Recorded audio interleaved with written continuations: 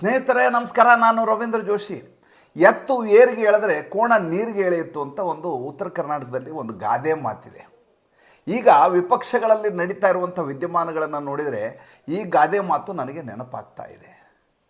ಯಾವ ನಿತೀಶ್ ಕುಮಾರ್ ಅವರು ಈ ಇಡೀ ಮೈತ್ರಿಕೂಟದ ಸಂಚಾಲಕರಾಗಬೇಕು ಅಂತ ಕನಸು ಕಂಡಿದ್ರು, ಯಾರು ಪ್ರಧಾನಮಂತ್ರಿ ಅಭ್ಯರ್ಥಿ ಆಗಬೇಕು ಅಂತ ಇನ್ನಿಲ್ಲದ ಹಾಗೆ ಪ್ರಯತ್ನವನ್ನು ಮಾಡಿದರು, ಅವರು ಕಾಂಗ್ರೆಸ್ಗೆ ಯಾವ ರೀತಿಯ ಟಾಂಗ್ ಕೊಟ್ಟಿದ್ದಾರೆ ಅಂದರೆ ಕಾಂಗ್ರೆಸ್ಸಿಗೆ ಯಾವ ರೀತಿ ಮುಂದುವರಿಯಬೇಕು ಅಂತ ಗೊತ್ತಾಗಲಾರದ ಸ್ಥಿತಿಯಲ್ಲಿ ಬಂದು ಕೂತಿದೆ. ಏನಾಗಿದೆ ವಿಷಯ ಬಹಳ ಇಂಟ್ರೆಸ್ಟಿಂಗ್ ಆಗಿರುವಂಥದ್ದು. ಈಗ ನಿತೀಶ್ ಕುಮಾರ್ ಬಿಹಾರದಲ್ಲಿ ಲೋಕಸಭಾ ಯಾವುದಾದ್ರೂ ಕ್ಷೇತ್ರದಲ್ಲಿ ತನ್ನ ಅಭ್ಯರ್ಥಿಯ ಹೆಸರನ್ನು ಘೋಷಿಸಿದ್ದರೆ ಈ ಮೈತ್ರಿಕೂಟದ ಸಭೆಗಿಂತ ಮುಂಚೆಯೇ, ಮಾತುಕತೆ ನಡೆಯುವುದಕ್ಕಿಂತ ಮುಂಚೆಯೇ ಯಾವುದಾದ್ರೂ ಘೋಷಿಸಿದರೆ ಏನೋ ಉಮೇದಿನಲ್ಲಿ ಘೋಷಿಸಿದ್ದಾರೆ ಅಂತ ಅನ್ಕೋಬಹುದಿತ್ತು. ಅಥವಾ ಉತ್ತರ ಪ್ರದೇಶದ ಫೂಲ್ಪುರಲ್ಲಿ ತಾವೇ ಚುನಾವಣೆಗೆ ನಿಂತಿದ್ದೇನಂತ ಹೇಳಿದರೂ ಯಾರಿಗೂ ಅಚ್ಚರಿ ಆಗ್ತಿರಲಿಲ್ಲ, ಏಕೆಂದರೆ ಅಲ್ಲಿ ಅವರು ಚುನಾವಣೆಯಲ್ಲಿ ಸ್ಪರ್ಧಿಸಬಹುದು ಎನ್ನುವಂಥ ನಿರೀಕ್ಷೆ ಇತ್ತು. ಆದರೆ ಇವರು ಮಾಡಿರೋ ಕೆಲಸ ಹೇಗಿದೆ ಗೊತ್ತಾ? ಯಾವ ಜಾಗದ ಮೇಲೆ ಇವತ್ತು ಕಾಂಗ್ರೆಸ್ ಕಣ್ಣಿಟ್ಕೊಂಡು ಕೂತಿದೆಯೋ ಅಲ್ಲಿ ತನ್ನ ಅಭ್ಯರ್ಥಿ ಹೆಸರನ್ನು ಘೋಷಿಸಿಬಿಟ್ಟಿದ್ದಾರೆ. ಎಲ್ಲಿ? ಅರುಣಾಚಲ ಪ್ರದೇಶದಲ್ಲಿ. ಅರುಣಾಚಲ ಪ್ರದೇಶದಲ್ಲಿ 2 ಲೋಕಸಭಾ ಸ್ಥಾನಗಳಿದ್ದಾವೆ. ಒಂದು ಪಶ್ಚಿಮಿ ಅರುಣಾಚಲ ಪ್ರದೇಶ, ಒಂದು ಪೂರ್ವ ಅರುಣಾಚಲ ಪ್ರದೇಶ. ಪಶ್ಚಿಮಿ ಅರುಣಾಚಲ ಪ್ರದೇಶದಲ್ಲಿ ನಮ್ಮ ಕೇಂದ್ರ ಸಚಿವರಂತ ಕಿರಣ್ ರಿಜಿಜು ಅವರಿದ್ದಾರೆ. ಪೂರ್ವ ಅರುಣಾಚಲ ಪ್ರದೇಶದಲ್ಲಿ ತಾಪನ್ ಗಾಂಗ್ ಅಂತಿದ್ದಾರೆ. ಇಬ್ಬರು BJPಯ ಸಂಸದರಾಗಿರುವಂಥವ್ರು. ಅಲ್ಲಿ ಎಂದೂ ಖಾತೆಯನ್ನು ತೆರೆಯಲಾರದಂಥ ಲೋಕಸಭಾ ಚುನಾವಣೆಯಲ್ಲಿ JDU ತನ್ನ ಅಭ್ಯರ್ಥಿಯನ್ನು ಘೋಷಿಸಿದೆ. ತನ್ಮೂಲಕ ಕಾಂಗ್ರೆಸ್ಗೆ ಒಂದು ಪರೋಕ್ಷವಾದ ಸಂದೇಶ ಕೊಟ್ಟಿದೆ, ನಿನ್ನ ಜೊತೆ ಮಾತುಕತೆಯನ್ನು ಆಡುವ ಮೂಲಕ ನಾನು ಚುನಾವಣೆಯಲ್ಲಿ ಸ್ಪರ್ಧಿಸಬೇಕಾಗಿಲ್ಲ, ನನಗೇನು ತಿಳಿಯುತ್ತೋ ಅದನ್ನೇ ಮಾಡ್ತೀನಿ ಅನ್ನುವಂಥ ಮಾತನ್ನು ಅದು ಹೇಳಿದೆ. ಕಾಂಗ್ರೆಸ್ ಕಣ್ಣಿಟ್ಕೊಂಡು ಕೂತಿತ್ತು ಅರುಣಾಚಲ ಪ್ರದೇಶದ ಮೇಲೆ. ಈ ಹಿಂದೆ ಅಲ್ಲಿ ಮುಖ್ಯಮಂತ್ರಿ ಇದ್ದಂಥದ್ದು, ಅಲ್ಲಿ ಸರ್ಕಾರ ಮಾಡಿದಂಥದ್ದು ಅರುಣಾಚಲ ಪ್ರದೇಶದಲ್ಲಿ ಕಾಂಗ್ರೆಸ್ಸು. ಹೀಗಾಗಿ ಅದು ತನ್ನ ಬಣ ಅಂತ ಅಂದ್ಕೊಂಡು, ತನ್ನ ಪೃಷ್ಠಭೂಮಿ ಅಂದ್ಕೊಂಡು ಅಲ್ಲಿ ಅಭ್ಯರ್ಥಿಯನ್ನು ಹಾಕಬೇಕು ಅಂತ ತೀರ್ಮಾನ ಮಾಡಿತ್ತು.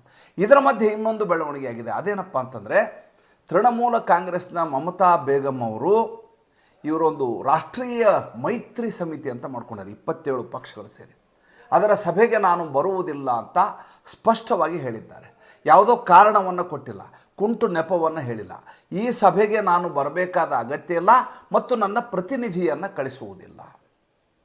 ಹಾಗಾದರೆ ಹೇಗೆ ಮೈತ್ರಿ, ಹೇಗೆ ಇಷ್ಟು ಸಭೆ ಮಾಡಿದ್ರಲ್ಲ, ಇದರ ಫಲಶ್ರುತಿ ಏನು? ಯಾವ ಫಲಶ್ರುತಿಯ ಪ್ರಶ್ನೆಯೂ ಬರೋದಿಲ್ಲ. ನಿಮಗೆ 2 ಸ್ಥಾನಗಳನ್ನು ಕೊಡಲಿಕ್ಕೆ ನಾನು ಸಿದ್ಧರಿದ್ದೇನೆ. ಯಾವ ಸ್ಥಾನಗಳಿತ್ತು ಅದನ್ನು ಇಟ್ಕೊಳ್ಳಿ, ಬಾಕಿ ನಾವು ಯಾವುದೇ ರೀತಿಯಾದಂಥ ಹೊಸ ಸ್ಥಾನವನ್ನು ಪಶ್ಚಿಮ ಬಂಗಾಳದಲ್ಲಿ ಕೊಡಲಿಕ್ಕೆ ಸಾಧ್ಯವಿಲ್ಲ. ಜೊತೆಗೆ ಇನ್ನೊಂದು ಮಾತು ಹೇಳಿದ್ದಾರೆ, ಇವರದೇ ಮೈತ್ರಿಕೂಟದ ಇನ್ನೊಂದು ಪಕ್ಷ ಕಮ್ಯುನಿಸ್ಟ್ ಪಕ್ಷ, ಅದರ ಬಗ್ಗೆ ಹೇಳಿದ್ದಾರೆ, ಇವರು ಟೆರರಿಸ್ಟ್ಗಳು ಅನ್ನುವಂಥ ಮಾತನ್ನು ಹೇಳಿದ್ದಾರೆ. ಎಲ್ಲಿಗೆ ಬಂದು ನಿಂತಿದೆ ಈ ಮೈತ್ರಿಕೂಟ ಅನ್ನುವುದನ್ನು ನೀವು ಈಗ ನೋಡಬೇಕು. ಇನ್ನು ಜಾರ್ಖಂಡ್ ವಿಚಾರಕ್ಕೆ ಬನ್ನಿ. ಜಾರ್ಖಂಡ್ನಲ್ಲಿ 14 ಲೋಕಸಭಾ ಕ್ಷೇತ್ರಗಳಿರುವಂಥದ್ದು, 9 ಸಂಸದರು ಭಾರತೀಯ ಜನತಾ ಪಕ್ಷದಿಂದಿದ್ದಾರೆ. ಈಗ ಕಾಂಗ್ರೆಸ್ ಹೇಳ್ತಾ ಇದೆ, ನನ್ನ 9 ಸ್ಥಾನಗಳನ್ನು ನಾನಲ್ಲಿ ಚುನಾವಣೆಯಲ್ಲಿ ಸ್ಪರ್ಧಿಸಲಿಕ್ಕೆ ನಿಲ್ಲಿಸ್ತೀನಿ ಅಂತ. ಉಳಿದ ಪಕ್ಷಗಳು ಹೇಳ್ತಾವೆ, RJD ಮತ್ತು JDU ನಮ್ಮ ಪೃಷ್ಠಭೂಮಿ ಇದು, ನಾವಿಲ್ಲಿ ನಿಲ್ಲಿಸ್ತೀವಿ, ಕಾಂಗ್ರೆಸ್ಗೆ ಇಲ್ಲಿ ಅವಕಾಶ ಮಾಡಿ ಕೊಡುವುದಿಲ್ಲ. ಉತ್ತರ ಪ್ರದೇಶದ ಬಗ್ಗೆ ಈಗಾಗಲೇ ಹೇಳಿದರೆ 20 ಸ್ಥಾನಗಳನ್ನು ಕೇಳ್ತಾ ಇದೆ, ಆದರೆ 5 ಸ್ಥಾನಗಳನ್ನು ಕೊಡಲಿಕ್ಕೆ ಅಖಿಲೇಶ್ ಯಾದವ್ ಸಿದ್ಧರಿದ್ದಾರೆ. ಇದರ ಮಧ್ಯೆ ಒಂದು ದೊಡ್ಡದಾದಂಥ ಸಮಸ್ಯೆ ತರದೇ ಇರೋದು, ಬಿಕ್ಕಟ್ಟು ಉಂಟಾಗಿರುವುದು ಏನಪ್ಪ ಅಂತಂದರೆ, ಹೇಗಾದರೂ ಮಾಡಿ ಮಾಯಾವತಿಯನ್ನು ಜೊತೆಗೆ ತೊಗೊಂಬರಬೇಕು, ದಲಿತ ಮತಗಳನ್ನು ಸೇರಿಸ್ಕೋಬೇಕು, ಇಲ್ಲದೆ ಹೋದರೆ ನಮ್ಗೆ ಅಸ್ತಿತ್ವ ಇರೋದಿಲ್ಲ. ದಲಿತರು ಮತ್ತು ಮುಸಲ್ಮಾನರು ಇಬ್ಬರನ್ನು ಸೇರಿಸಿ ಈ ಬಾರಿ ಚುನಾವಣೆಯಲ್ಲಿ ಹೇಗಾದರೂ ಮಾಡಿ ನಾವು ಸೆಣಸಬೇಕು ಅಂತ ಕಾಂಗ್ರೆಸ್ ಪ್ರಯತ್ನ ಮಾಡ್ತಾ ಇದೆ ಉತ್ತರ ಪ್ರದೇಶದಲ್ಲಿ.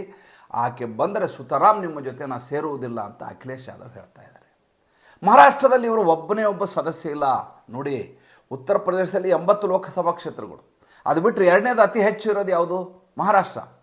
ಮಹಾರಾಷ್ಟ್ರದಲ್ಲಿ 48 ಕ್ಷೇತ್ರಗಳಿದ್ದರೂ ಕೂಡ ಒಬ್ಬ ಸಂಸದ ಇವರ ಕಾಂಗ್ರೆಸ್ ಖಾತೆಯಲ್ಲಿಲ್ಲ. ಕಳೆದ ಬಾರಿಯಲ್ಲಿ ಭಾರತೀಯ ಜನತಾ ಪಕ್ಷ 28 ಸ್ಥಾನಗಳಲ್ಲಿ ಸ್ಪರ್ಧಿಸಿತ್ತು. 28 ಸ್ಥಾನಗಳಲ್ಲಿ 25 ಸ್ಥಾನಗಳನ್ನು ಗೆದ್ದುಕೊಂಡಿತ್ತು. ಇನ್ನು 23 ಸ್ಥಾನಗಳಲ್ಲಿ ಶಿವಸೇನೆ ಸ್ಪರ್ಧಿಸಿತ್ತು, 18 ಸ್ಥಾನಗಳನ್ನು ಗೆದ್ದುಕೊಂಡಿತ್ತು. ಈ ಬಾರಿ ನುಚ್ಚು ನೂರಾಗಿದೆ. ಮೈತ್ರಿ ಮಹಾವಿಕಾಸ್ ಅಘಾಡಿ ಅನ್ನೋದು ಇಲ್ಲವೇ ಇಲ್ಲ, ಅವರವರೇ ಹಂಚ್ಕೋಬೇಕು. ಆದರೆ ಈಗ ಅಲ್ಲಿ NCP ಅವರು ಎಲ್ಲ ಹೇಳ್ತಾ ಇರೋದೇನೆಂದರೆ, ಕಾಂಗ್ರೆಸ್ಗೆ ನಿಮ್ಮದು 0 ಇದೆ ಫಲಿತಾಂಶ, ಆದ್ದರಿಂದ ನಿಮಗೆ ಸೀಟ್ ಕೊಡಬೇಕಾದಂಥ ಅಗತ್ಯತೆ ಇಲ್ಲ ಅಂತ ಸ್ವತಃ ಉದ್ಧವ್ ಠಾಕ್ರೆ ಹೇಳ್ತಾ ಇದ್ದಾರೆ. ನೋಡಿ ಯಾವ ಸ್ಥಿತಿ ಕಾಂಗ್ರೆಸ್ಗೆ ಬಂದಿದೆ ಅಂದರೆ, 55 ಸ್ಥಾನಗಳ ಬೇಕು ವಿಪಕ್ಷದ ಸ್ಥಾನವನ್ನು ಗಳಿಸಲಿಕ್ಕೆ ಲೋಕಸಭೆಯಲ್ಲಿ. ಕನಿಷ್ಠ 10% of the total seats, 543 seat ಇರುತ್ತೆ. 54.3 ಅಂದರೆ 55 ಲೋಕಸಭಾ ಸದಸ್ಯರಿದ್ದರೆ ಮಾತ್ರ ಅಧಿಕೃತ ವಿರೋಧ ಪಕ್ಷ ಆಗಲಿಕ್ಕೆ ಸಾಧ್ಯ ಇರುತ್ತೆ. 55 ಲೋಕಸಭಾ ಸದಸ್ಯರನ್ನ ಕೂಡ ಉಳಿಸಿಕೊಳ್ಳಲಾರದ ಸ್ಥಿತಿಗೆ ಬಂದಿದೆ ಕಾಂಗ್ರೆಸ್ ಪಕ್ಷ.